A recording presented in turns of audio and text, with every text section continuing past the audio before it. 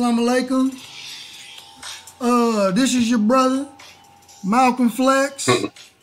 I'm here with a West Coast legend, brother Westcoast Kam. Brother Kam, can you introduce yourself to the people? Yeah, man, this is just your brother, Kam. Brother Kam, West Coast, I guess pioneer, veteran, NOI, FOI, LA native, representative of this West Coast hip hop. This hip hop in general, and this black man representation of Islam in the wilderness of North America. I'm a T-shirt Muslim today, so in any rough language or cuss words that you might hear me say is no reflection on the Nation of Islam or Minister Farrakhan whatsoever. I'm trying to keep that control tonight, but something might fly on my mind. Right, yes, sir. All praises due to Allah, family. And just for the viewers, the brother made a sacrifice. He had a very important place to be today, man. And the brother, you know what I'm saying, he sacrificed for the viewers, man. And so we want to respect the brother's time. We appreciate the brother for joining on to our show. And therefore, we're going to get straight into it because time is of essence. So my first question, dear brother, before it gets spicy up in here, before I put you in the hot seat, dear beloved, you've been around a long time, my brother, so we would like to know what inspired you to start rapping. What inspired me to start rapping? Probably everything the same thing inspired anybody else, just money, girls, fame. That's what inspired me to start, but I started before I got conscious. So I was rapping probably a little like in 11th grade, 12th grade, and I really got on by doing the 6ix9ine contest. Me and my homeboy, my two homies, Wood from Street Products, my homie Wood, and my homie Lauren Seabury. Right. We did a 6ix9ine contest. We won a 6ix9ine contest, a beer commercial contest. Wow, Yes, that lets you know, I was on something else. I was on another page. Right. Yeah, that's really where my so-called first look came from, and through that I met DJ Pooh. He was a judge. He was a judge at the 6ix9ine contest. So, he had just started working with them, and I think King T and somebody had done the first 6ix9ine contest. That's before Cube and all of that. Before everybody was doing. That's back in the day. Yeah, that's way back in the day. Back in the day. 89, 88, 89. Damn, I was born in 87. Yeah, so you was fresh out the box. Yes, sir. So another question, my brother. How far have we come along in hip hop since the late 80s and the 90s all the way to now? How far? We came far in hip hop, but not commercially, not on commercial. Right. Now when it comes to commercial hip hop, that's that's 300 years backwards. You know what I'm saying? Because the mainstream, the corporations that own hip hop, that own these radio stations, the TV stations, and record labels and all of that, they whole goal, their whole agenda for even promoting us is to degrade us, is to spread negative, effeminate, self-destructive images of black people, especially the black male, all across the world. Right. So once they got, they the ones that sign the check, they the ones that give us the $1 million deals. So once they got their claws in hip hop, it's a wrap for commercial hip hop. Anything mainstream or commercial regarding hip hop or black men, the images of black males, black men in general, is going to be all the way corrupted, all the way watered down. So you won't find no real hip hop on the mainstream media at all. Great point. Yes, sir, dear brother. Thank you. What do you think about this generation of hip hop, and what are the pros and cons of hip hop now and then? This generation, like I said, unfortunately, they being Pied Pipered by the bag. You gotta have a bag, and the people that have the bag is the so-called Jews, the Zionists of the Talmudic Jews that own all the radio stations, just about, that own all the TV stations, all of the record labels. They also the ones that's behind finance and politics. They're the ones that own the central banks and Federal Reserves and all of that. So it's going to come down to them controlling the money, and they manipulate culture, they manipulate people, they manipulate trends and all of that because of the money that they wield, the money that they got. Right. So this generation is just following the bag, and they think that it's legal because it's not like it's selling dope. They feel like this is legal because these white policymakers or whatever say it's okay, we're not getting arrested for it, but it's actually more poison than selling physical drugs and physical dope, because physical dope does something to you physically, physical poison, but this type of poison, mental poison, that cut way deeper, and especially when you make it seem like it's okay, like there's nothing wrong with it, there's nothing wrong with your daughter's dancing to somebody named Nicki Minaj. Right. You know what I'm saying? Just that name alone, like, we don't even know what Minaj is, but it's already subliminally casting a spell on the psyche of our children and our girls. So now it's cool to be a swinger or a whore or a prostitute or a slut. It's looking legal, and you winning all kind of awards. You got the best furs and diamonds, and you got dudes lusting after you. So that's what's happened to this generation of hip hop. It's been totally hijacked and corrupted by the people that own these corporations. That was their goal in the beginning. Right. As opposed to how hip hop started. Hip hop started was just a good time party expression. People, MCs was battling each other like, I'm the flyest on this or I'm the that. But then it was also a platform for social commentary, or a voice of the dissatisfied youth of Black America. So you had stuff like Melly Mel and Grandmaster Flash and the Furious Five, The Message, and Public Enemy. Like it became social, and when it got to the West Coast, even with NWA and Cube, and with F the Police. Right.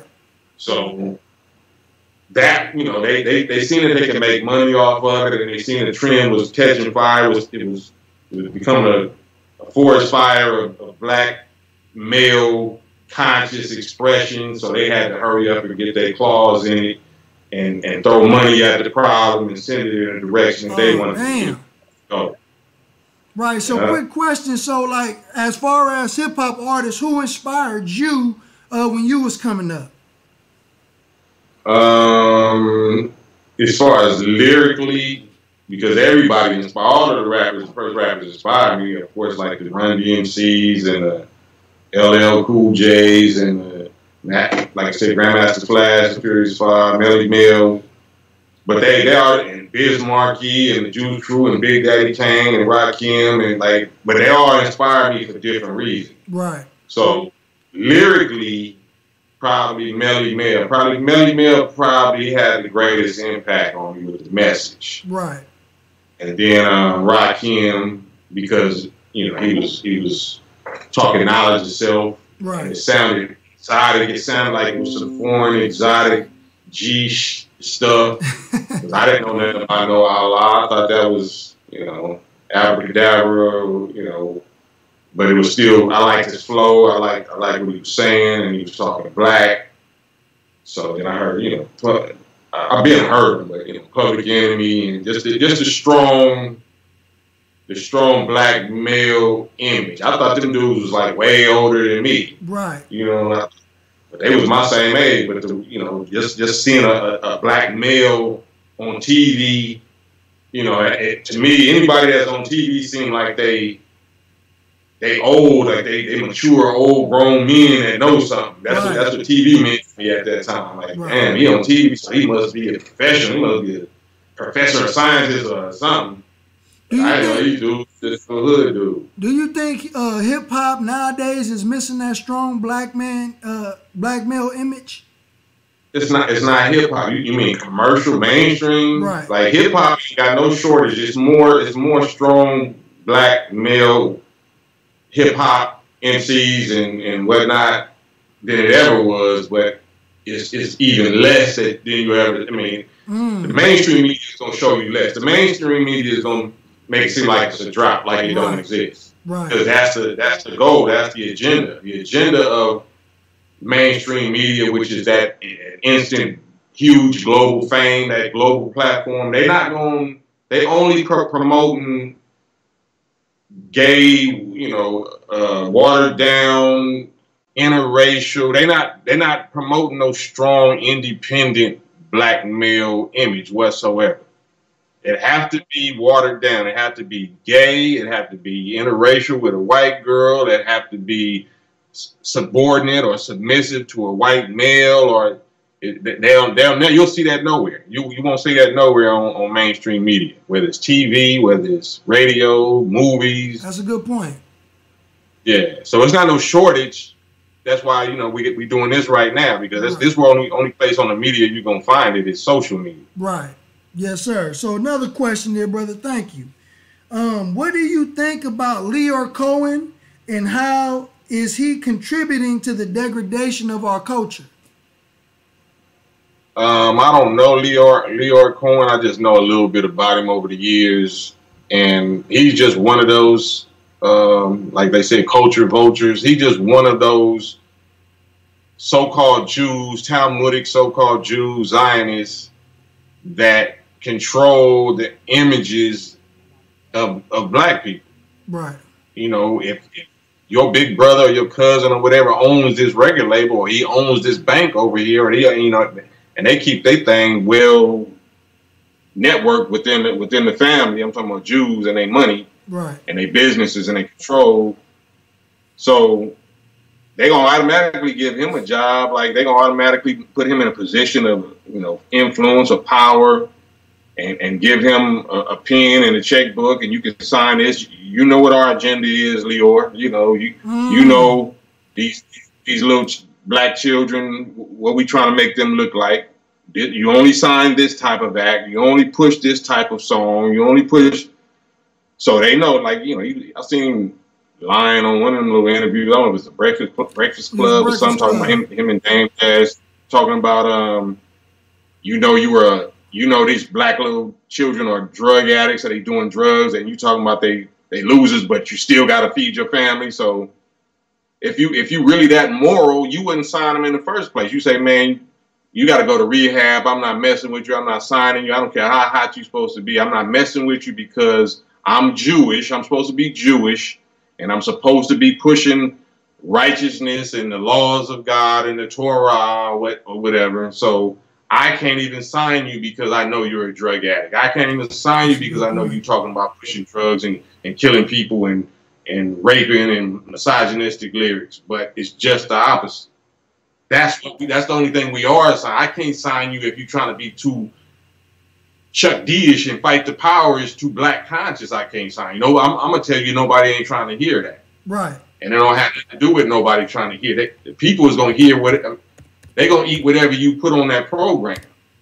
Right, I used to grow up, you know, watching before it was cable, watching Friday night videos on channel like MTV before they went cable. Friday night videos on channel 4 at night, and all I watched was rock and roll, like U2 or UB40 and all these rock and roll, because there wasn't no choice. Right. It wasn't like, no, I ain't gonna watch that because people ain't trying to hear that. No, I learned all of them white rock and roll groups and them songs because that's all they was playing on the radio. So I just made myself appreciate it. Okay, right. That's how you program. It ain't got nothing to do with people don't want to hear that. No, you don't want people to hear that. Right. Y'all say don't want people to hear that. Oh, that's a good point. And I remember in the interview, Professor Griff was saying how he was putting pressure on Leor Cohen. You know what I mean? And they even got into a debate, and Professor Griff was basically hitting him across the head with the teachings of the most honorable Elijah Muhammad, exposing, you know what I'm saying, his hand. And somehow Professor Griff said that he got Public Enemy to part ways behind that. You know what I mean? But I ain't heard nothing from Griff after that. Right. Because Griff, he was always pushing the envelope. He was pushing the line in that whole group, you know. So, and that's scary. That's too threatening to their agenda, to white supremacy, white male supremacy. That's too threatening. Yes, sir. Yes, sir. On to my next question. What do you think of, excuse me, I did that one. How do these culture vultures assist in these new young rappers like 6ix9ine in pushing the negativity? You know, and what are the pros and cons of social media as far as, you know, to my question that I asked you? You know, how does, you know, the culture vultures and social media, you know what I'm saying, assist the youth in pushing a negative image in our in the culture? Yeah, I just, you know, what we talked about earlier, just by the bag, by the check. You know, I never, you know, I got my ears to the street.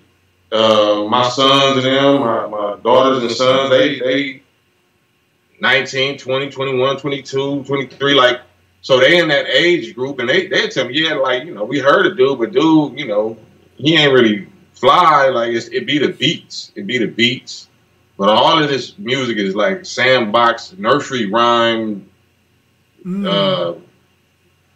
know, child, 3-year-old hooks that you just chant, you just saying over and over. It don't have nothing to do with lyrics no more. In my generation, hip hop and rap had to do with lyrics. This generation, it just got to do with beats and chants. Right. Beats and chants, just saying a little nursery rhyme chant over and over and over again, because it's drug music. Right. It's pill music. Right. It's just pill music. Like, you know, you got to bond. The beat got to be fire, so the beats be fire. I ain't knocking the beats. Right. But the lyrics and the words and the energies and, you know, it's just drug music. It's just something that had you tripping when you on them pills, or you high, or you on the lean, or you drunk. You go for the Hennessy and all these little real drugs that they doing. It just sound fly with that beat, and just it don't make you have to think. It's just drilling the same little hook over and over while you high, over. So that's the thing they on. It's just some party, sex, drugs. Madness. It's just programming. It's just hypnotic programming at the most primitive level. And it's funny that you say that, because I remember growing up, the artists were talking about, you know what I'm saying, that they were the drug dealers, but now the artists are the drug users. You know what I'm saying? It's funny how the dynamic flipped. But that's only because it's money. It's money backing it up. Right. It's because these false Jews that own these labels, they're throwing money at the drug use. Now we'll make you rich to be a drug user. We'll make you rich to be a prostitute. You know, before, when it was us, we was shooting it down like, hey, you a crackhead, like, you know what I'm saying, like, hey, you a hoe. but we didn't have no money. If at that time they was throwing money at the whole image or the drug image, it would have, you know, they would have been doing this a long time ago. But now they finally like, okay, the blacks is getting too conscious, and they putting conscious pressure on each other, and they raising the standards of morality and all of that. Only thing that supersedes that with hungry Negroes is if you get money. Money will break all of that up. Right. Money will break up the struggle. Everybody was, you know, black power until white people came in there and offered them some jobs. Yeah, offer you some money. Okay, well, I ain't really pushing the black power thing. I'm not really mad no more. Right. You know, we equal. Barack Obama is the president. You know, we reached the promised land. It's not racism no more because they throwing money at the, you know, they throwing a bag at me now. So that's how they do it. That's how they do it. They make it legal. They make it seem like it's okay and legal. It's like weed now. They was locking us up for the last 50 years or however many years. Now weed is legal. You know what I'm saying? Right. So it's about whatever they want to say is legal and whatever they want to put money behind. Right. Then we're gonna do it like it's okay. And yesterday it was a shame. Today it's the wave. It's the thing to do. Right. Yes, sir. Yeah, because hardly you hear people overdosing and dying and stuff like that growing up when I was young. But I do say that there are pros as far as, you know, this generation of music, because a lot of youth, it seems like a lot of youth in this generation are not signing these deals anymore. You know what I'm saying? A lot of them are going indie. They're using social media to push their brands.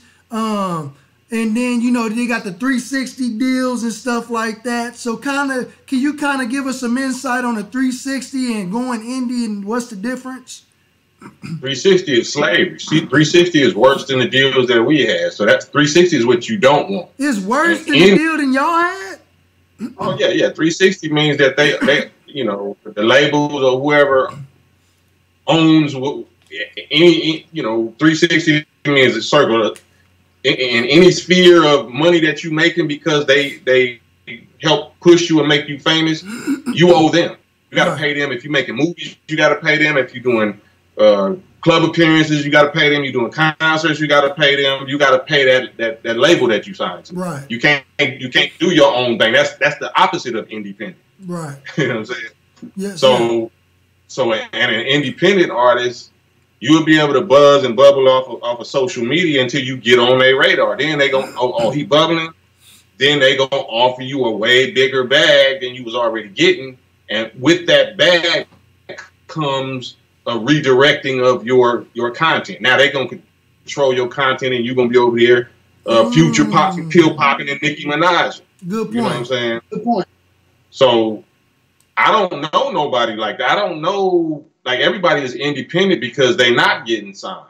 But once they buzz and get to the point where they on the radar and they got a big buzz and the labels is checking for them, they sign into labels. They sign into labels. Label ain't gonna sign you unless you on their agenda anyway. So you must already be doing some self-destructive lyrics or an image that's effeminate, or you wearing a dress, or you doing so you already dissing your sisters or something. They're not offering you no deal if you're not doing that. Yes, sir. Great point. And also, you know, to touch on like youngsters who has really taken off with the social media, and you know what I'm saying, and social media taking their career to the next level, like Tekashi 6ix9ine. You know, the brother, he started off, you know, trolling people. You know what I mean? So my question is, you know, what do you think of Tekashi 6ix9ine whole situation? You know, like him firing his whole his team, and how they were stealing money from him, and how he's kind of facing the RICO Act, and you know, what are your thoughts? Yeah, well, he started off on the negative. He started off trolling, you know what I'm saying, which is already negative because our people is like swine. We just like mess and filth and smoke and drama and beef. So the same with how 50 Cent started, like how to rob an R&B singer. Like he followed that same program. That's already a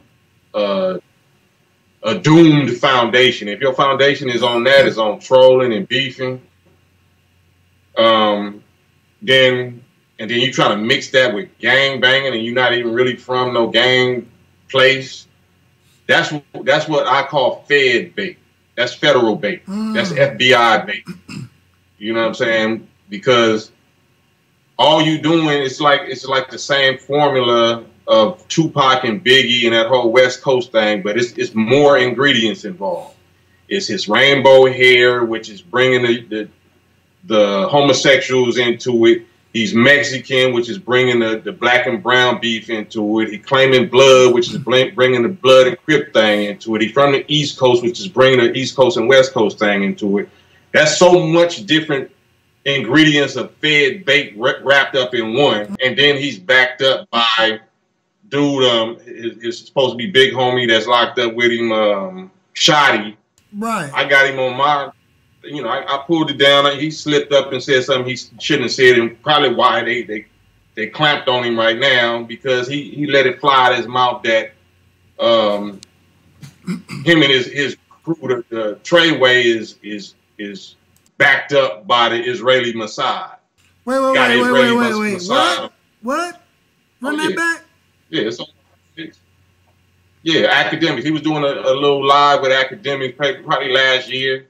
And Academic was like, man, you know, all this shit that Tekashi is saying, you know, talking real bad about real gang members, and y'all going, I hope y'all moving like a military. I hope y'all moving 50 deep and got 50 niggas with y'all. And then Shadi was like, I'm just gonna tell you like this, Zach. We got the Israeli Israeli Mossad on our side, fully loaded. We fully loaded. We ain't worried about that. Oh, that's crazy. Treyway is Israeli Mossad. So he said that. That's why they clamped him because you know, I'm sure he might not even live to see trial, because that's going to have to come to trial. Like, why did you say you got who is the Israeli Mossad that you got on your side that you say is backing y'all up with weapons? Right. Right. This New York blood gang called Treyway. All of a sudden, you saying that the Israeli Mossad is backing y'all up with weapons and y'all fully loaded. But the so-called one of the, you know, Israeli Mossad is the owner of that label. The owner of their label is Granger or something like that. I forgot the name, but he's Elliot Granger. Yeah, Elliot Granger. His father, supposedly, from what I heard or read, is the owner of Universal Music Group. Oh wow! You know what I'm saying? The label Universal Records. Right. So those is the Israelis that's backing him up. So why would he say? Why wouldn't he just say, you know, I got Universal Records backing me up? He specifically said we got, and it was regarding weapons and beef and violence and protection. Like he was like, no, I'm not worried about it. We got an army. We got the Israeli Mossad on our side. We fully loaded. And I was just listening to Brother's Breakfast Club interview. And he was saying to the Breakfast Club crew that he was like, you know, can't nobody touch me. You know what I'm saying? I'm invincible. Because I know how strong my team is. And he was like, the only way that you'll be able to touch me is if you are already next to me. So that kind of explains why he would make a statement that way. He still was on a dumb little dude level, because he don't realize one of the main reasons that his camp thing got shut down was the Shoddy dude. And it wasn't because that Shoddy was just trying to supposedly beat him for $2 million or take, you know, skimming money off the top. Right. It was that shit that he said about the Israeli side. Watch what I say, man. Hey, that's because crazy. That's the Feds. Right. The Feds are controlled by Israel. They control. Israeli Mossad is the CIA of Israel. It's not the JDL, some little shit. It's the actual intelligence agency. The Mossad, Israeli Mossad, is the CIA of Israel. That's crazy. So they control the FBI. They control the politicians in America. So they had to shut that down because that nigga said that. So he might not live to ever make no federal witness stand. He might not even live. You're going to hear about something because they're going to have to ask him that question. What do you mean? What did you mean by, you know, bringing the Israeli Messiah? Why would you say that? That's not something you just freestyle and say. You meant that. You knew who you was talking about. Right. And it was strictly talking about weapons. Right. And one of their cases is weapons charges or whatever, AR-15s or something like that. So you got Israeli Mossad backing you up with illegal firearms and weapons or what? And that's crazy because when Tekashi 6ix9ine said it when he was kidnapped, he said that when he looked outside his window, he saw 6 federal FBI cars outside of his house, and he said, "Now this stuff is beyond us now." You know what I'm saying? You know, and he said it's only two people that he's afraid of is God and the feds. Yeah, he been bait though. He knew he was bait. Like he just thought, you know, he was special. He just thought he was special. A lot of niggas just think they special because they was chosen and handpicked by Satan, and Satan throw that bag at you and all of that. You bait. They just building you up to try to. It's like flies to shit. You like you just like fresh shit. You the shit, and they trying to use you to draw the flies and draw as many, you know, dumb niggas out. He on TMZ. That's another thing. Academic got him on TMZ, asking Sosa little cousin, Chief Keef cousin, talking about when the last time you shot somebody? Blood. Who the last time? What kind of gang nigga? What kind of any dude is gonna be on a live, a social media live, talking about who you shot? When the last time you shot somebody? You testing his gangster. That's all Fed bait. That's all FBI bait. Dude knew he was FBI bait. That's why he felt like he couldn't be touched, because he knew the FBI and the Israeli Mossad and all of that was protecting him from just dumb little niggas, you know. But they make you, they can break you, and it wasn't his fault. It was unfortunately Shotty's fault for letting that come out of his mouth. He snitched on his piece, you know, not trying to snitch, but he thought he was saying some tough shit. Called dry snitching.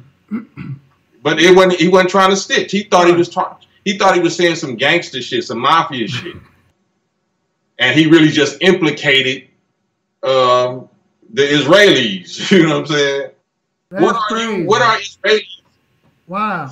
Back anybody, any blood gang with weapons and money for? You know what I'm saying? Just like the what does the Messiah got to do with?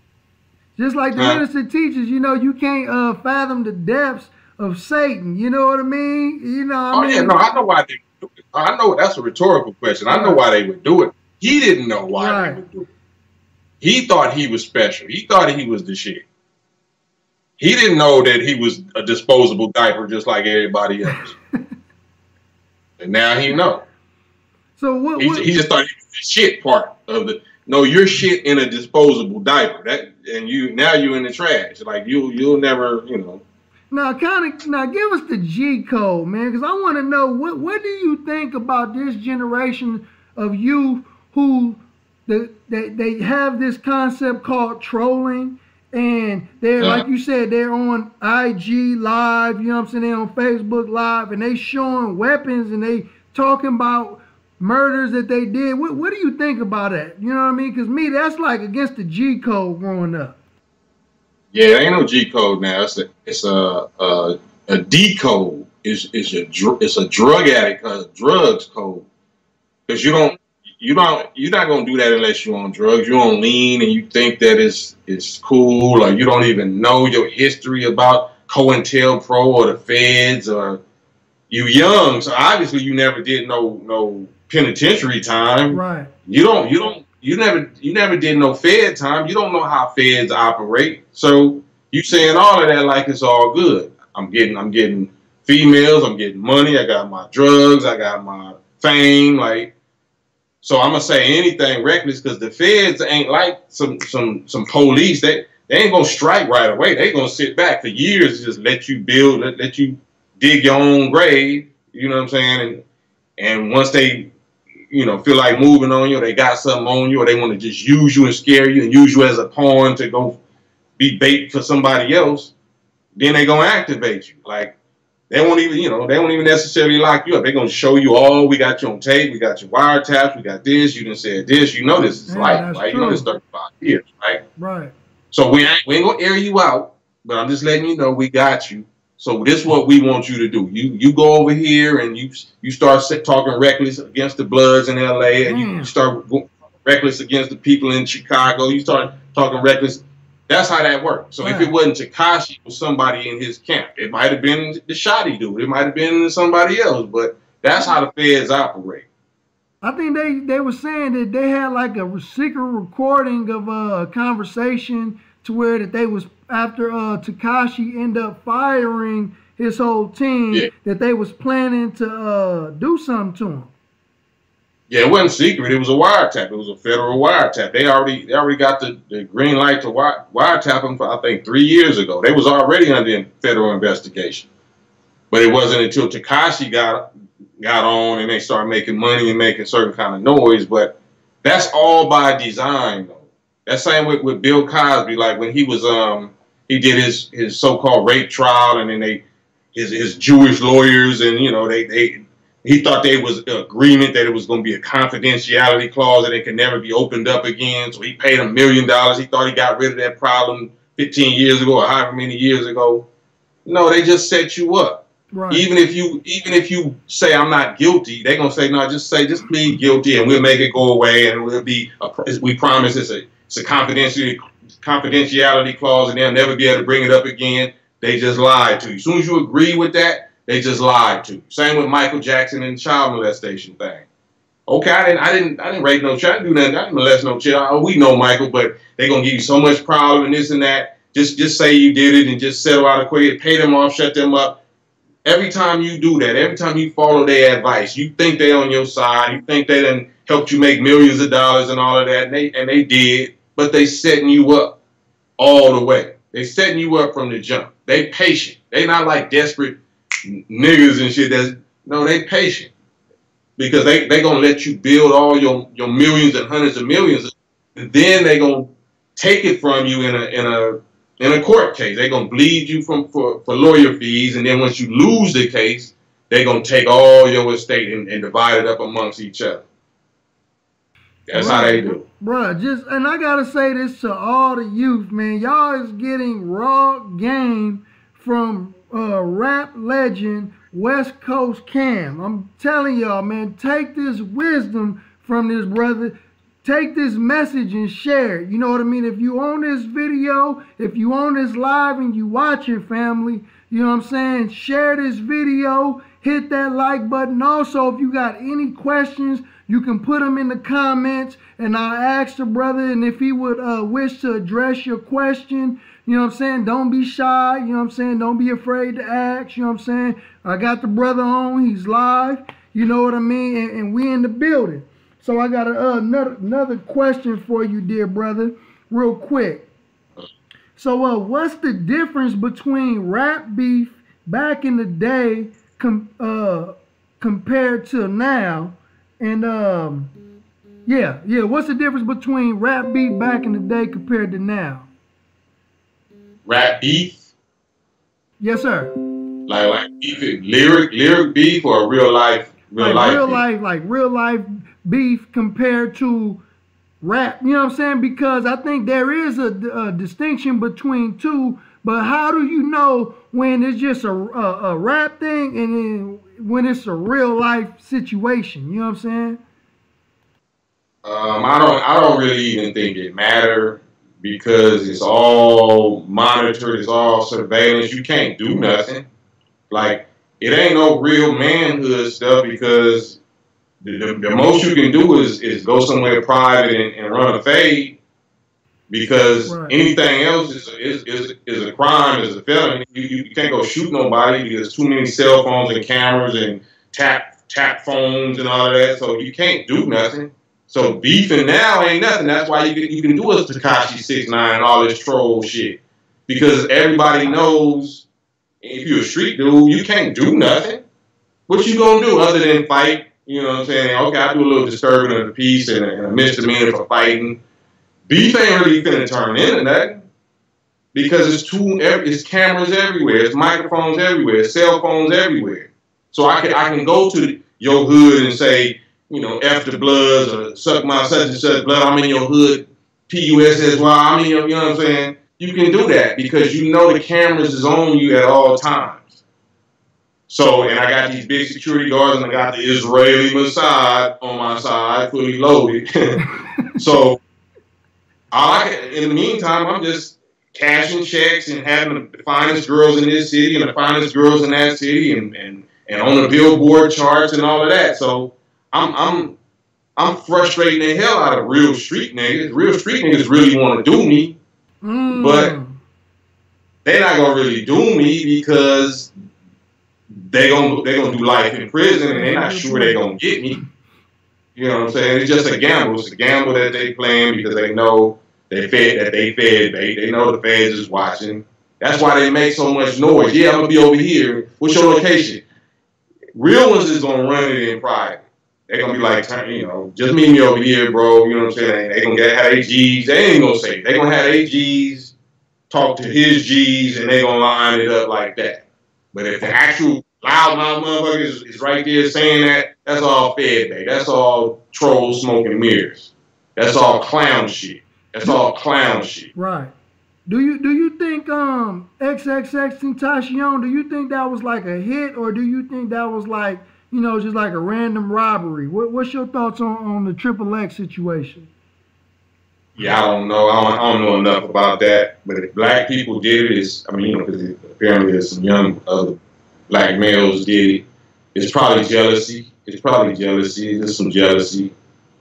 Because unfortunately, everybody is on drugs. And just like in our day growing up, the number one murder drug was Sherm. Like, you know what I'm saying? Niggas smoke Sherm. So if you on certain drugs, you know, you think it's a video game. I'm gonna go shoot XXX because I'm high and I'm thinking it's a video game, but it's not a video game. So everybody off these drugs. Drugs make you do all kinds of different things. You know what I'm saying? So I don't think it was no hit. I just think it was some drug jealousy video, and niggas thought they was in a video game or something. Yes, sir. Now, we could do a little segment, family. If y'all watching, if y'all viewing, y'all can ask some questions. We can take some time out for the viewers, the audience, to ask some questions. So I do have one question from City Life 74, and they ask you, Cam, do you have any new projects coming out?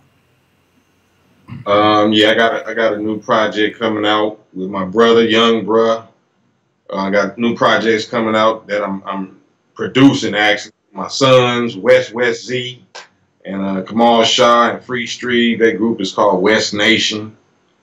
I got something I'm doing with my brother Brad X out of Dago, Miles number 8. And we got a movie coming out. It's a reggae movie. I mean, it's a hip hop / reggae movie called Champions of the Mic. I got an EP I'm doing with my homie from Nigeria named Femi. We don't got a title for it yet, but it's gonna be fire. It's gonna be conscious. The whole thing gonna be like how that Black Star, that N-words, I hate N-words song that I did. Right. That's gonna be on there, but the whole EP gonna be like that. So that's with me and my partner. That's gonna be the beginning of the year. So about a month and a half, maybe 2 months at the longest. And that's with me and my homie named Femi from Nigeria. So yeah, I'm working. I'm working.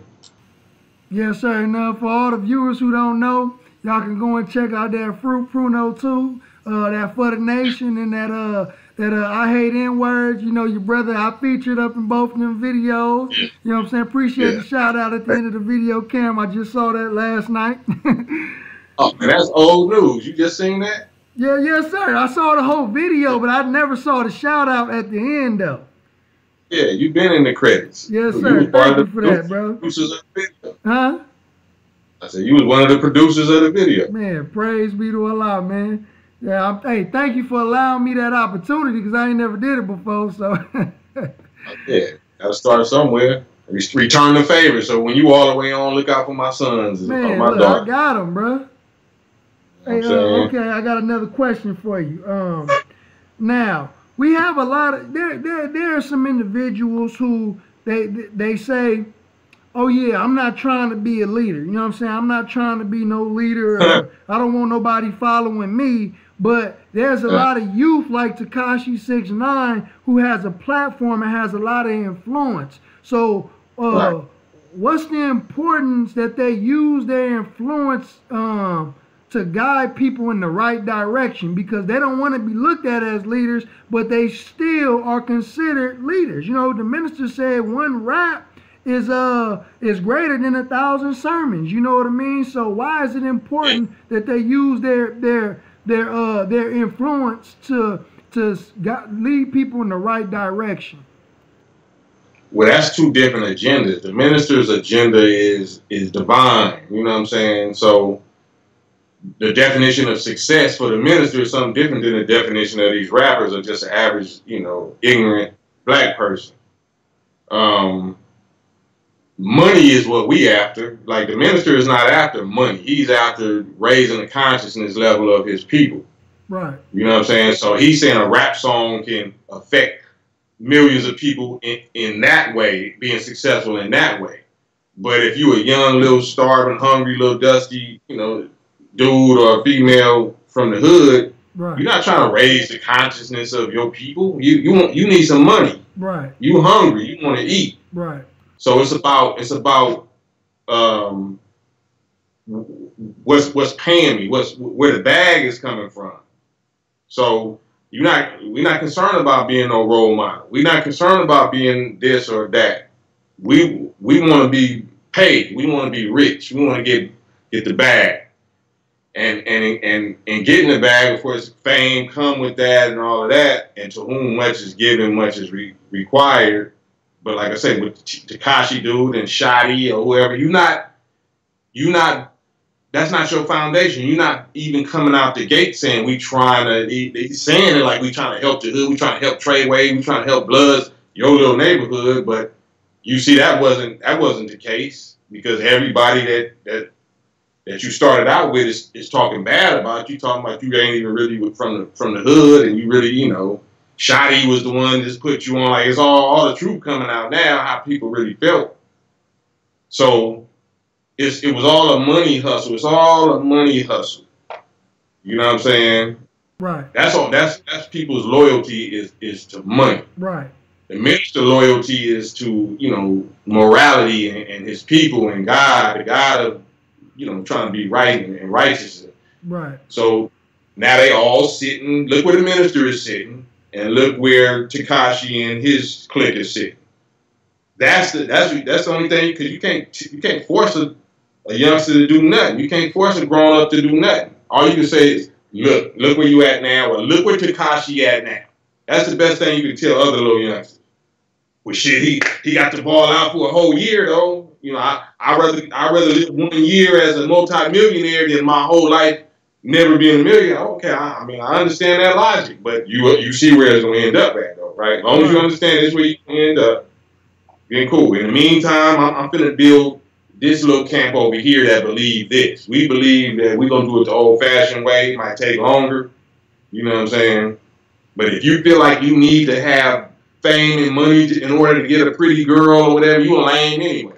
Real niggas is getting pretty girls without no fame and no money, without being no rap star, or you know what I'm saying? Right. Whatever you want, because really it comes down to girls. Well, I got this diamond, I got these out. You only doing that for girls. Dudes don't care. Like, you just trying to do that because the girls are like you. Right. You know what I'm saying? But if you're a real one, girls don't like you anyway, and then she gonna go mess with them Tekashi niggas with you know, diamonds and this and all these. And she gonna come back and kick with the real one. Like, oh, for sure, that's the game. It's not like I'm no pimp or they no pimp. That's what the real dudes is saying, man, yeah, go kick it with that dude. You know what I'm saying? And just have fun and be safe and shit.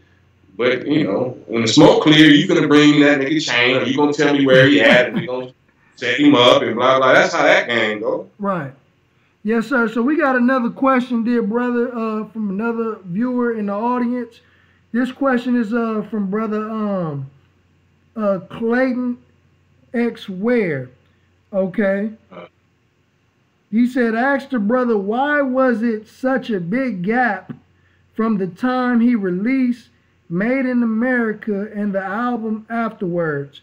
Were Jews involved to stop you from releasing? Because you stood with the minister under the truth, and what made him fall away from hip hop in his prime years in hip hop? Yeah, it was the Jews, and it was scared Negroes. It was Negroes that I thought was real, that I thought was with the minister, and I just leave that part like that. You know, you can draw your own conclusions. They don't be with the minister. Like, they be with the minister when it's convenient. You know what I'm saying? But you can't be a weekend warrior. You got to be I did a song called Active. You know, this ain't no weekend reserve. You can't be on a weekend reserve with this. You know what I'm saying? So when I see people that was on the weekend reserve and they wasn't active all the way, they wasn't really ready to do it during the weekday, you know what I'm saying? Then that scared me away. That scared me. That made me fall back because, you know, I was doing some things for people lives by live permission every day. You know, that wasn't under the music duties. You know what I'm saying? I was above and beyond the call of duty of the music business, and I was that kind of the brother. I'm still that kind of brother. So, but when it came to what I expected back, just out of the manhood code, I got it all with Cam. That's just the business. That's how the business. Oh, wait a minute. No, hold on. Time out. It's not. Can't be no. It's just the business. Right. When it wasn't just the business. What I just was doing for you to make sure you even was around to have a business. You know what I'm saying? So I was like, nah. You know, this ain't for me. This ain't for me. So I know I got the talent. You know, but once I split from certain people, it wasn't just the Jews. It wasn't just the fake Jews that was blocking. You know, it was some of the Jews' top magicians that was blocking also because they were scared of what I might say.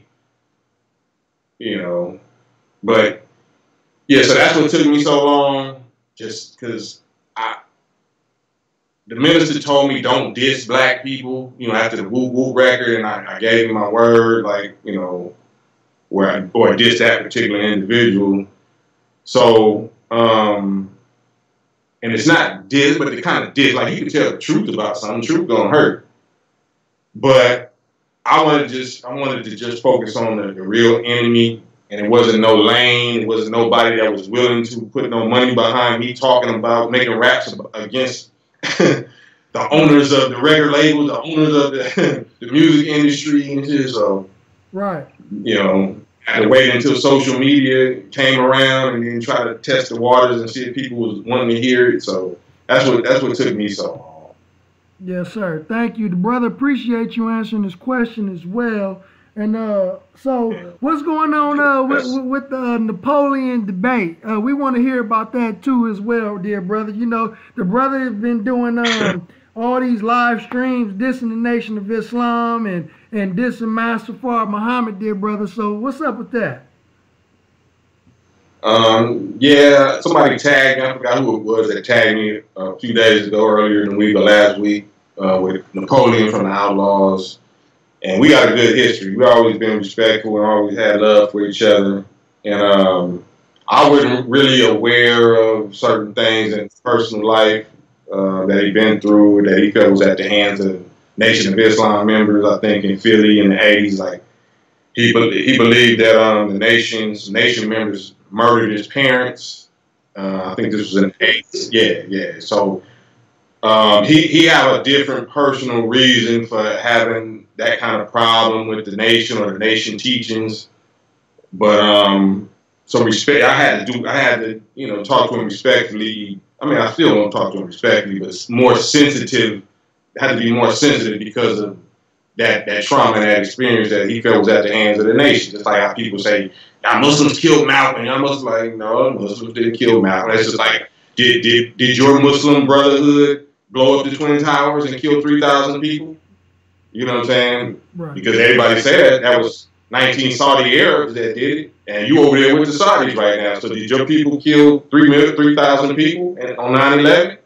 Oh no, that okay. Well then, don't say that the NOI killed your parents or whatever, because you know what our laws is. We don't carry guns. We don't do that. So if somebody did that, claiming that they was an FOI, they was an agent. They might have been the CIA, the same type of people that were FBI informants or agents, same people that killed Malcolm. So it's agents in the nation right now. It's agents in the mosque right now, more than they ever was. So you can't just say the nation did that, because I can show you the nation's laws. I can show you the history and the clear laws, rules, and regulations of the Nation of Islam. I can show you. It don't involve none of that. Right. We didn't say pick up the weapons. Malcolm said pick up the weapons. Right. We didn't say pick up the weapons. Khaled said pick up the weapons. We didn't say pick up the weapons. You know. Good point. Anybody that's picking up the weapons is not a true NOI member. Right. They're going against what we teach. Yeah, he's going against Elijah Muhammad himself and Master Farad Muhammad. He came and told us to throw away our weapons. That's what y'all think we so stupid about. You think we fools. Oh man, y'all gonna die. Y'all gonna get wiped out. Right. Ain't got wiped out yet. Right. Come on. You know? Right. Great. So, hey, good point, bro. Hey, way to break that down, man. Hey, City Life 74 has a question for you, dear brother. Since we on that topic, sir. What do you feel about the attack at our foundation? Master Farad Muhammad recently, you know, in the conscious community. Is this to help deal with any weakness now before the departure of our beloved minister? Oh, definitely. You talking like Paul Guthrie and Dr. Wesley and all of that? Like, right. Yeah, I love it. I love it because it's going to show the stars. It's going to make the stars come out. You know, it's going to get dark, you know, but it's going to bring the stars out because it's a whole lot of weak foundation NOI Muslims out there. That's what really is the most depressing and frustrating and disappointing to me personally. Right. Because if you a G, like if you from the hood and you know you done put in all kind of work and got your hood respected and feared, and you know what I'm saying, and then you got some little clowns misrepresenting the hood, doing punk stuff and sucker stuff, and they don't even know the code, they ain't even living up. You got to DP them, or you might have to put them off the set, or whatever. You know what I'm saying? Right. But in the nation, we can't do that.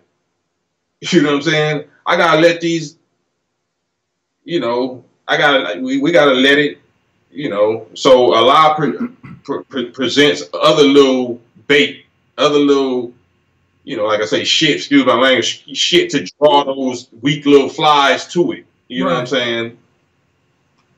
But I air them out too. I ain't perfect, but I air them out. I get DP every chance I get, and I'll do some DPing every chance I get. Right. Yes, sir.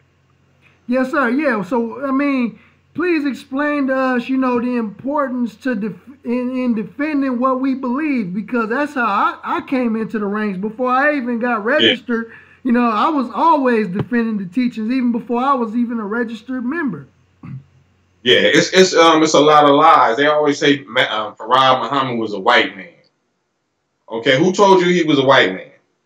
Because the FBI didn't say he was a white man. You're getting that from Wallace D. or Wardeen Muhammad's old words, who is Elijah Muhammad's son, who was only 1 year old when Master Farad Muhammad left.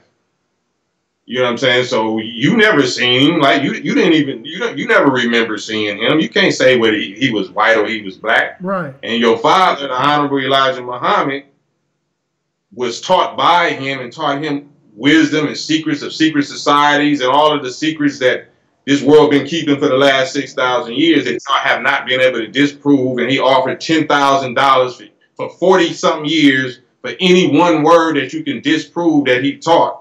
And his life. Y'all never was able to get him to have to give up one dime for saying something wrong or give his life. So if that type of challenge was always out there, and that was showing you how serious he was about being confident that what he was teaching was the truth.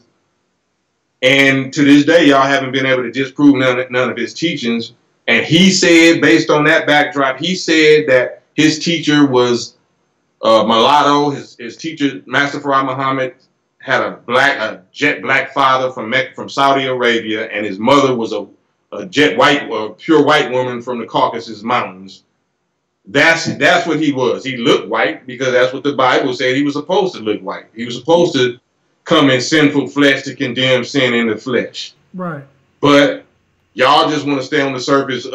Ward Dean said he was white. We seen something on YouTube. He's on YouTube. How can you take anybody serious when that's their evidence, that's their proof? But if you got enough dumb niggas yelling at and cussing and challenging, they just like the fact that these niggas is so bold that they would challenge and they would talk so disrespectfully to about Elijah Muhammad and about the nation because they want to see something happen. They want to see a fight. They want to see a killing. They want to see some type of violent reaction or something like that. Right. That's just swine. That's just swine. We don't feed swine. We don't give pearls to swine. Right. Yes, sir. And there are a lot of Orthodox Muslims, you know, who make the claim, you know, how can God be a man? And I noticed that in your debate with Brother Napoleon, you know what I mean? So, you know, just to have you on the platform, you know, what are your thoughts, you know, kind of break down that science, you know, Allah coming in the person of a man, you know, coming in the person of Master Fard Muhammad. Yeah, that's just like the Christ, like the Jesus that the world is waiting for, or the Messiah that the Jews is waiting for, or the Mahdi that the Muslim world is waiting for. We all know that Master Fard Muhammad, or Fard Muhammad, he was just born in 1877. So obviously he's not the creator of the heavens and the earth, but he's a scientist. He attained the knowledge, the wisdom, and understanding of the originator of the heavens and the earth. He figured out by his permission and was taught, you know, through study and through the gift of, you know, the original man's natural power. He was able to attain that level of mastery of knowledge of creation. He has the knowledge about how the creation first took place in the first place, meaning how that first atom of life in triple darkness came to spark and took on activity and started rotating in the darkness. That's science. That's all God is a scientist. So it wasn't that Allah or God came in the person of a man. God has always been a man. God has always been a man or woman, you know, the man and woman, the human being. That's the most high form and expression of intelligence. You can't even tell that intelligence exists if it's not expressed through a body.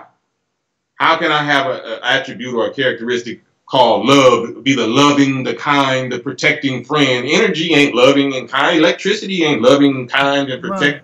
Right. Electricity ain't the avenger or the, you know, the humiliator. That has to be a human being that's doing that. So God, the human being is Khalifa or successor, one that stands in the place of the originator. The human being is God. There's no being superior than a human being. That's the supreme being. The supreme being, which people call God, is the human being. If you think I'm lying, show me a being that's superior to the human being. Show me a being that's a God over the human being. I'll wait. Man, that's a great challenge right there, dear brother.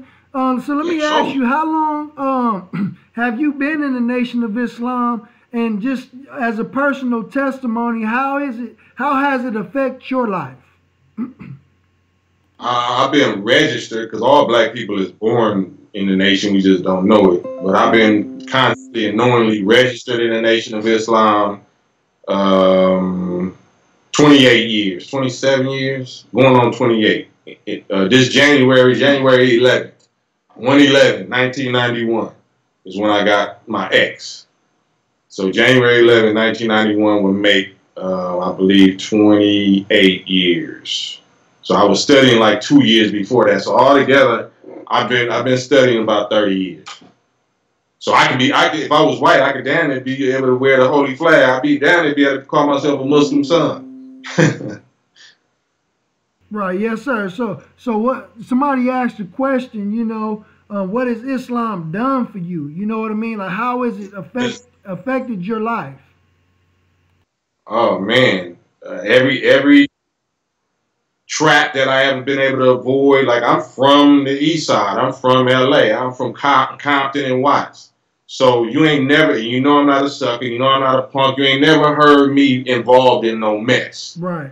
You know I talk super reckless and threatening to white people and to so-called Jews and to niggas that side with white people or whatever, like, or not just white people, but wicked white people. I don't have no problem with white people. I got a problem with devils. But I ain't been, by Allah's permission, by this teaching's permission, I ain't stepped in one trap. I ain't got caught up in one of their traps. Just like Elijah Muhammad told the minister, they're going to lay many traps for you, but you ain't going to get caught in one of them. And for 30 years, as I've been following, the best that I know how, following his steps of not stepping in no trap, I ain't stepped in no trap. You ain't got no dirt on me, got no smut on my name, got no sucker shit on mine other than me cussing. My worst track record is in the mosque because, you know, because of my weaknesses or my dirt. But I'm talking about just in general, you know what I'm saying? That's what Islam, that's what these teachings have done for me. It made me a man. It made me a G. I was already, you know, I wasn't no punk, but it made me what I was times 100. Right. Whatever you are, whatever good qualities you are as a black man or a black woman or a brown man, a brown woman, red man, red woman, even as a white man or white woman, you accept these teachings, it's going to amplify you to the positive 10-fold. So I'm healthy. I'm almost, inshallah, in a little while, I'll be 50 years old. You know what I'm saying? Other than some bags when I don't get no sleep or I'm stressing or whatever. I don't look like I'm 50. I look just as young as my sons or whatever. I look at these youngsters that's on these pills and having their way, or they Christians or even Orthodox Muslims, they looking kind of bad. Right. Like, they looking kind of bad. Facts. Proof is in the pudding. Right. Like, you know, the first book I ever read from the nation, I was vain. It was How to Eat to Live, because I used to look at the Muslims like they weird as a motherfucker, but they look good. Like them dudes look good. Like, I like how they skin glowing like they pregnant or something. They like just look good. So it's just weird. Like, okay, are they really? Is it the devil? Are they possessed by the devil? Like, are they like wizards or warlocks or something? Because everybody talking bad about them, but they look too good. Everybody that's supposed to have the best way, the Jesus way, or the this way, or the Orthodox way, or they look terrible. Like they was looking terrible. Like, that's not attractive to me. So I got into the teachings by just reading it. Like, why y'all look like, man, brother, get this book called How to Eat to Live, and I read it because it said by Elijah Muhammad, but it said by God in person. So that alone was like God in person, because I grew up in church and Christianity. That was already kind of startling. First book I ever read in the nation. And that scared the dog shit out of me. That book scared, excuse my language, that scared the dog shit out of me. Not in a bad way, but it made so much sense. It scared this shit out of me. It scared the devil out of me. Possibly be a god. Yeah. Yeah. And everything my mama taught me and my grandparents, and they loved me so much, and they put their life on the line with Jesus, all of it was false. And I knew it was false. Like, I knew that, like, y'all was some hypocrite. This ain't really, but Elijah Muhammad laid it out in this little simple little language. It wasn't no scientific scholar PhD language. He laid it out just like I'm laying it out. Just regular hood, regular simple kindergarten language, and just making some points that was knocking me upside my head. I was like, oh, this is scaring. I had to put it down a lot of times. Like, oh, no, I didn't want to believe it.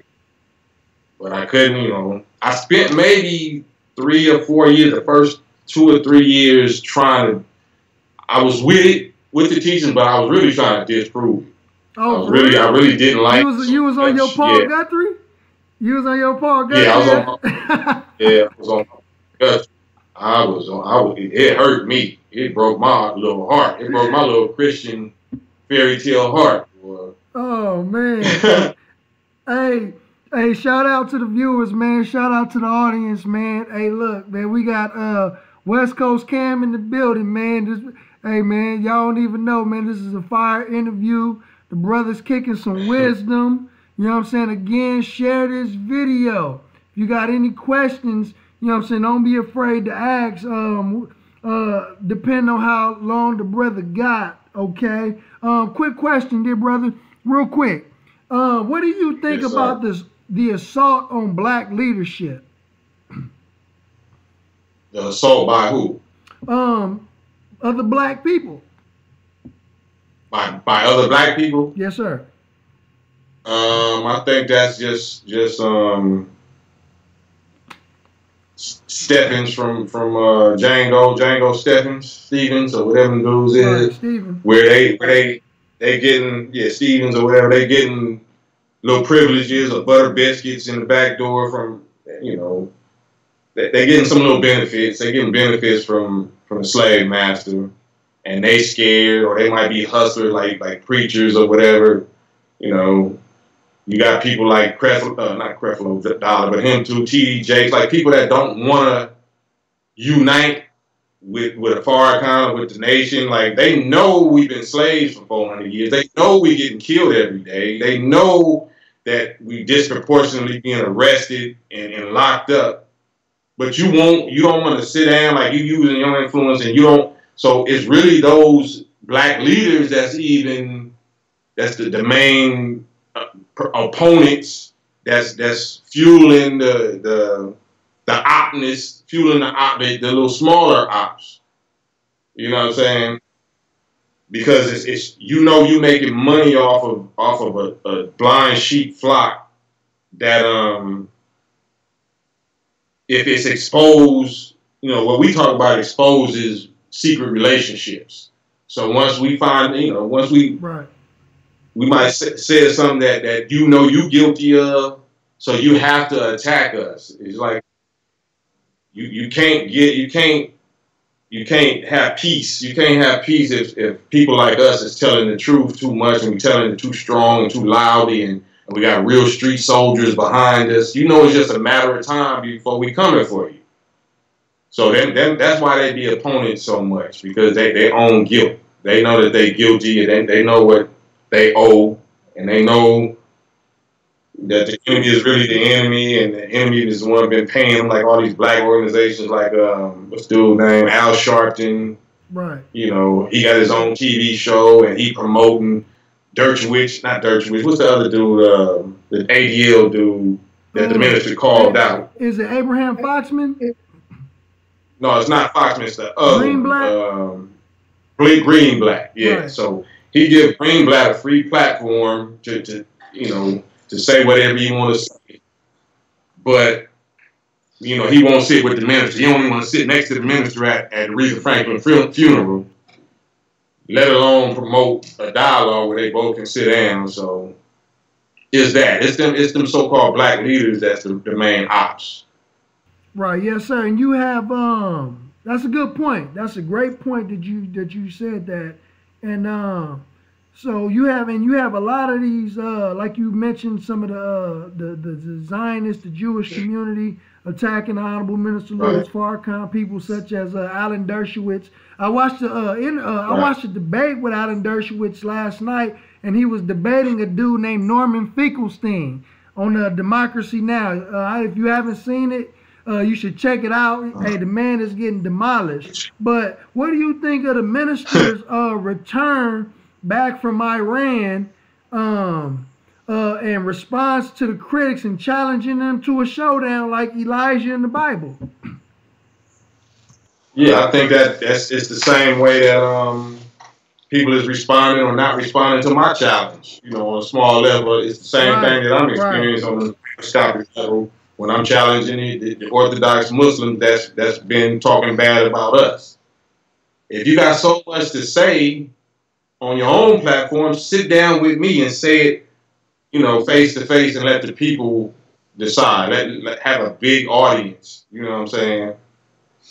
Because if what you're talking about is the truth, you shouldn't fear nothing. You can't wave the minister off like, oh no, we won't even dignify him with a response. He's nothing. No, he's more than something, because Iran and all of the continents, the top Muslim world, leaders all over the planet ain't playing him like that. So what make y'all think y'all can play him like that? He just called for 1 million black males in your nation's capital, and 2 million came, so you can't wave him off like, oh, no, he ain't worth it, or he ain't no factor.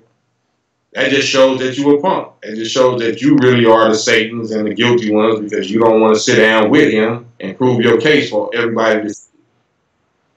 I think that's a good point there, brother, because like you said, that he has the ability to expose Satan, you know, and they don't want to dignify him as if he's not worthy. You know, he's a black guy. We, you know, ain't already dignified. Right, and he's anti-Semitic.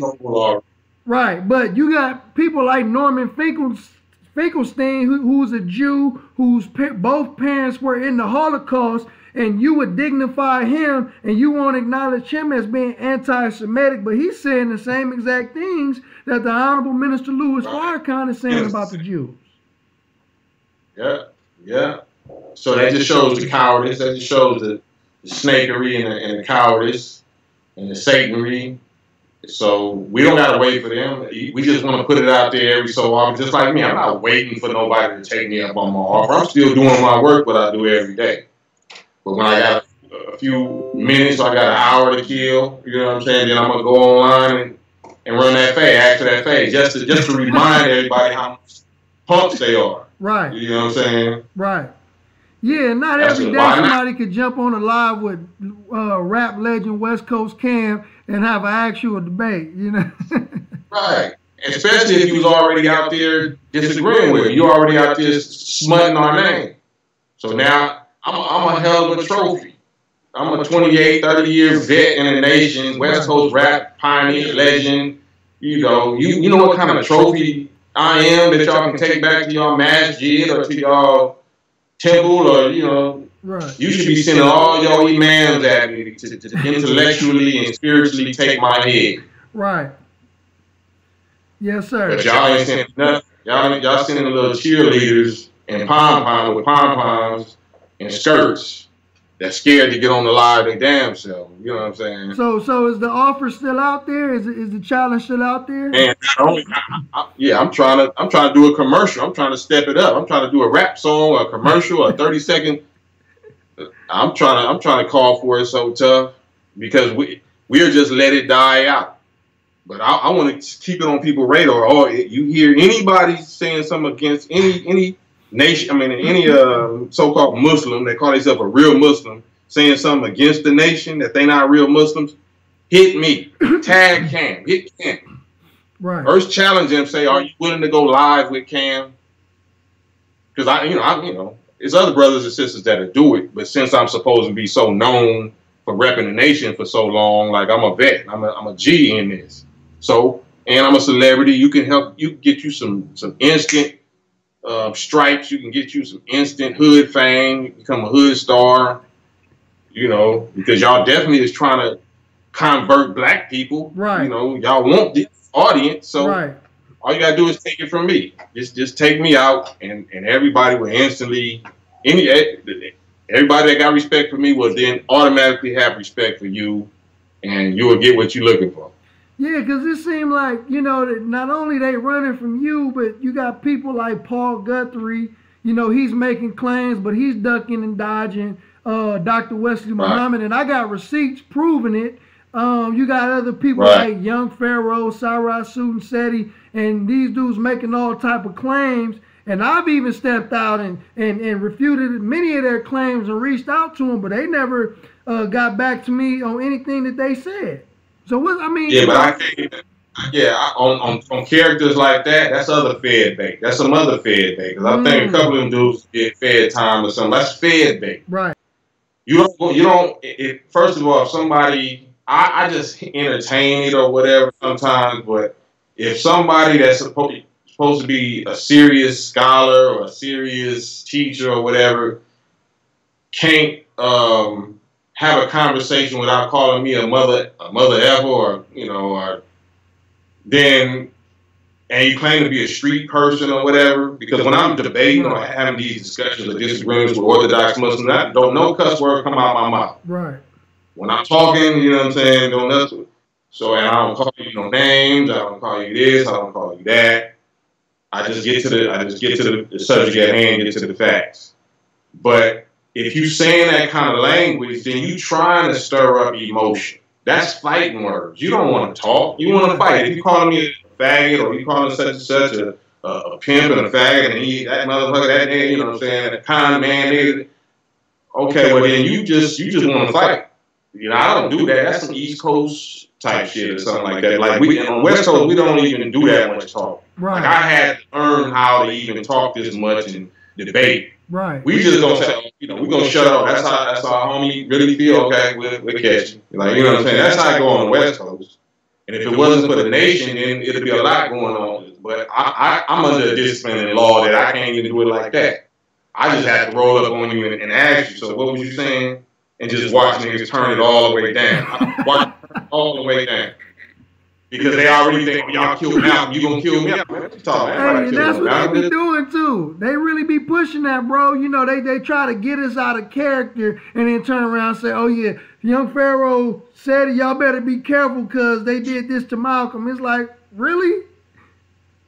Right. We either did it or we didn't. Like, y'all good for beating up black people. Y'all won't touch the white man. That's fed bait too. That's just like Tekashi 6ix9ine. So when the last white man you killed? When the last white man? Who gonna say that, man? Who gonna say that? Right. I ain't touched no white man. Right. I ain't trying to touch nobody. You know what I'm saying? On the yard, they call that making the scene. You know what I'm saying? You know you about to get beat up, but you want the CO to see you, so you start to get all loud so he can come break it up. Or you think that we that stupid that you can attack my ego and make me feel like I ain't putting no work in against the real enemy. You're right. We haven't put no work in against the real enemy. Right. Okay, next. You know what I'm saying? Right. Because even if you have, why would I tell you I have? Right. Why would I tell you? Why would I implicate myself on some social media or and tell you I did anything to anybody? Right. Just because you claim that I didn't. Like, that's elementary school shit. Why would any real soldier or warrior ever do that? Right. I would just do it the way, like I'm saying, okay, I see you when I see you. Like, if I'm really a violent faker, if I'm faking, like I really practice violence when I'm saying I don't, that's how I'm gonna do it. I'm not saying this is what I do, or nobody else should do that. But you got cameras everywhere you go. Like, I would never touch a young Pharaoh or a SETI or whatever, because that nigga's hotter than firecrackers. They probably got cameras on them. They can't go nowhere without the feds with a camera. They know how much real people want to touch them niggas. I ain't touching no fed bait. That's right. That's like a nigga with female that's burning. She got, gonorrhea. I'm not touching no hot fed bait. Right. Yes, sir. Yes, sir, dear brother. And to all my viewers and audience, who May was wondering about the whole Ice Cube situation. We skipped past that question. We ain't gonna ask brother that. He asked that about 1,000 times. Just, you know what I'm saying, just to cover that portion. You can go to other interviews that he's done that he's answered that already. And I promised, brother, that we was gonna get out of here probably about around an hour. So we had like about 1 hour and 20 minutes, dear brother. So is there anything that you would like to say to the viewers before we log off? Do you want, can you tell people where they can follow you on social media and find your music and stuff? Yeah, social media is Westcoast Kam at everything. Facebook, Instagram, YouTube, anything else. Westcoast Kam, Twitter. Westcoast Kam, Kam with a K, K-A-M. And what I want to say, it just, if y'all know anybody that want to run that fade, any Orthodox Muslim that you heard talking bad about the Nation of Islam and what we believe, and we ain't real Muslims, tell them, bro, Kam over here, Westcoast Kam wants that fade on the live. You don't want to do no carpal tunnel typing. My people don't really read. We like in the condition that Prophet Muhammad and his people was when Jibril first met him. We illiterate. Ain't nobody trying to read. You know what I'm saying? We want that live fade. We want to see, just like we're doing right now, we want that live fade. Right. And so I'll facilitate. It's not going to be disrespectful. I'm just talking hood language so y'all know what I'm talking about. When I get on with them, I'll talk the language that they respect. I'll talk, I ain't got to talk no hood language. But I want y'all to know it's a fade I'm talking about. I'm talking about the fake. I'm talking about smoke. I'm talking about humiliating those that was trying to humiliate us, that was smutting our name, you know, right, making them look just as stupid as they think they're making us look by what we believe. Oh, y'all believe God is a man? Oh, y'all believe Jesus is 2,000 years old and he didn't have a daddy?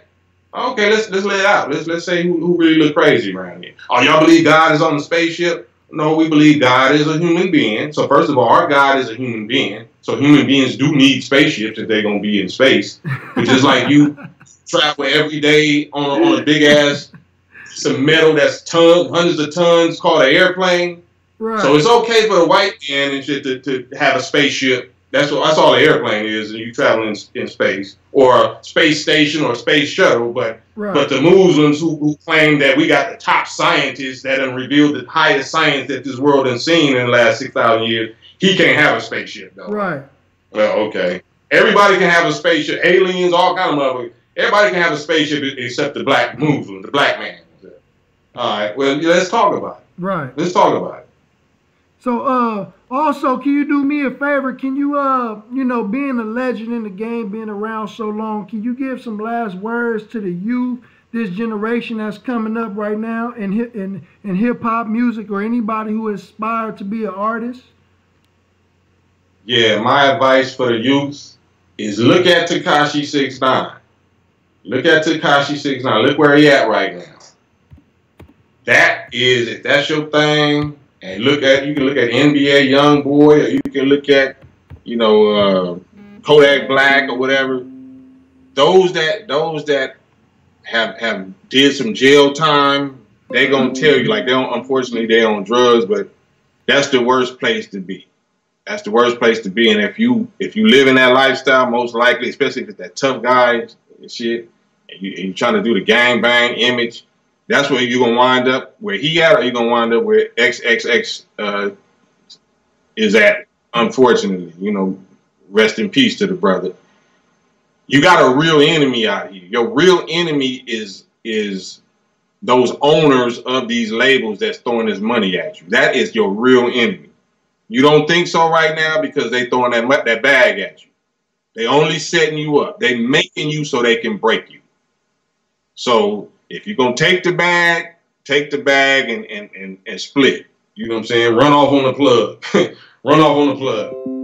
You know, get that bag and run off on the plug. You stay with the plug, they're going to take you down.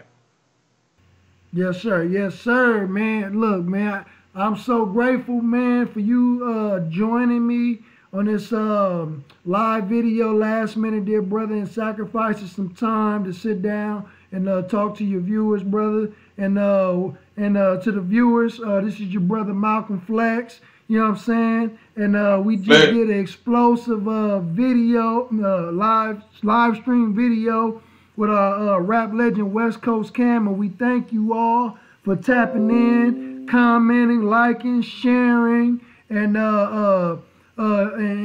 subscribing, dear family. And we appreciate you all. And we're gonna end this live stream on a note. We greet you as we came with the greeting words of peace and paradise. Assalamu alaikum.